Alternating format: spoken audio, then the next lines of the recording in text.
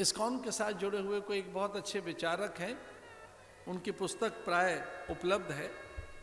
आप उस पुस्तक में देखेंगे तो बड़ी वैज्ञानिक विधि के साथ बताया है कि गौ माता क्या है।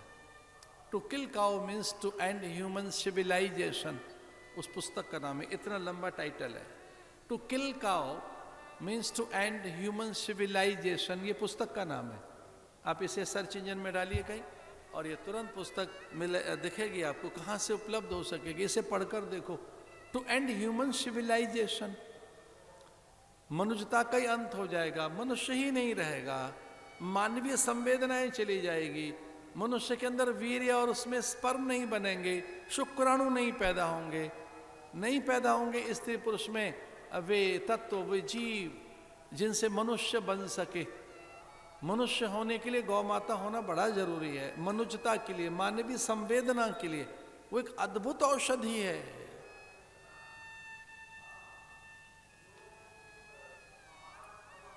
महाराजा सत्यव्रत को भगवान ने आदेश दिया था कि तेरे तप से रीझ गया हूं रे मैं सत्यव्रत, महाप्रलय होने वाली है, उस महाप्रलय काल में तेरी रक्षा होगी निसंदेह।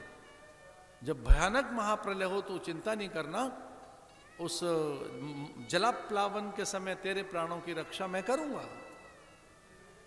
तेरी रक्षा मैं करूंगा, चिंता नहीं करना।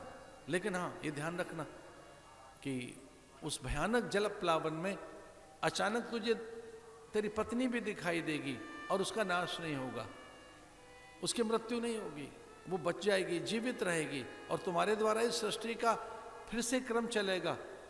पर अपनी पत्नी की रक्षा की चिंता मत करना, और हाँ, अपने भी प्राणों की रक्षा की चिंता मत करना।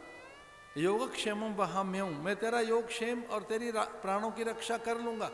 हो सके तो उस समय गौ माता की रक्षा करना, हो सके। और प्रलय काल में ऐसा ही हुआ, सब कुछ डूब रहा था, पूरी धरती जलमग्न हो रही थी, भयानक वर्षा। महाराजा सत्यव्रत घबराए, भयभीत हुए, उस बात को भूल गए थे और जैसे तैसे अपने प्राणों की मैं कैसे रक्षा करूं।